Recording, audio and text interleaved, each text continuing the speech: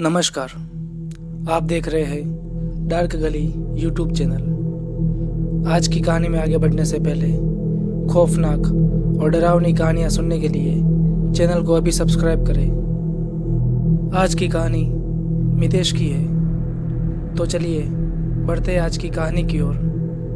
मितेश और उसके दो दोस्त राज और रवि तीनों ने मनाली जाने का प्लान काफ़ी लंबे समय से बना रखा था। आखिर वो दिन आ ही गया। तीनों दोस्त मनाली जाने के लिए रेलवे स्टेशन पहुंचे। रात के 10 बजे की ट्रेन थी। राज और रवि दोनों ट्रेन में बैठे थे और मितेश रेलवे प्लेटफॉर्म के फूड काउंटर से नाश्ता ले रहा था। मितेश नाश्ता लेकर वापस ट्रेन में आ ही रहा था, तभी मितेश ने हल्का होने की सोची।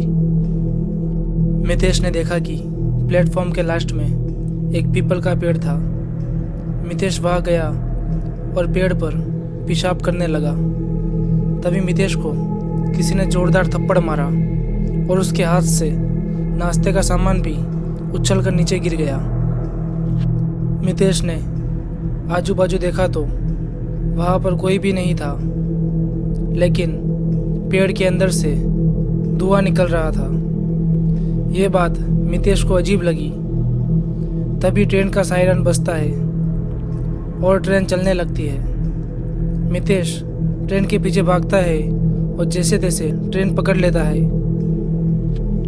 मितेश के ट्रेन में चढ़ते ही रवि और राज उस पर गुस्सा करने लगते हैं कि वो कहाँ रह गया था, लेकिन मितेश के कान में अभी भी वो थप्पड़ की आवाज़ गूंज रही थी।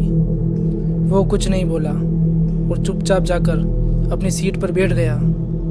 तीनों दोस्तों ने खाना खाया और सोने चले गए। रात के सन्नाटे में ट्रेन अपनी पूरी रफ्तार पर थी और मितेश गहरी नींद में था। अचानक रात को ट्रेन एक सुनसान जगह पर आकर रुकती है। मितेश की आँख खुली और उसने समय देखा तो रात के 1 बज रहे थे। मितेश ने राज और रवि को देखा तो वो दोनों अपनी सीट पर नहीं थे। मितेश की नज़र खिड़की के बाहर गई तो उसने देखा कि राज को एक शैतान ने गले से पकड़ा हुआ था और उसके बाजू में एक चुड़ैल थी जिसने रवि की छाती पर पैर रखा हुआ था। यह देखकर मितेश ट्रेन से बाहर गया उनकी मदद करने। बाहर जाते ही मितेश ने देखा कि अब वहाँ पर राज और रवि दोनों ही नहीं थे, सिर्फ वो शैतान और चुड़ैल ही थी। मितेश के जाते ही चुड़ैल ने उसका गला पकड़ लिया और अपनी तरफ खींच लिया और बोली, तूने हमारी रहने की जगह पर पेशाब करके उसे गंदा किया है, अब तुझे इसकी सज़ा मिलेगी। इतना बोलते ही वो चुड़ैल मितेश को घसीटते हुए झाड़ियों में ले जाने लगती है। तभी ट्रेन का हॉर्न बजता है और वो दोनों चुड़ैल और शैतान गायब हो जाते हैं। मितेश अपने आप को संभालता हुआ ट्रेन में आ जाता है। अंदर आते ही ट्रेन चल पड़ती है। मितेश ने खिड़की से बाहर देखा तो वो शैतान और चुड़ैल ट्रेन के साथ भाग रहे थे। ये देखकर मितेश जोरों से चिल्लाने लगता है और पूरा डिब्बा उसके पास आ जाता है। मितेश की हालत बहुत ख़राब हो जाती है।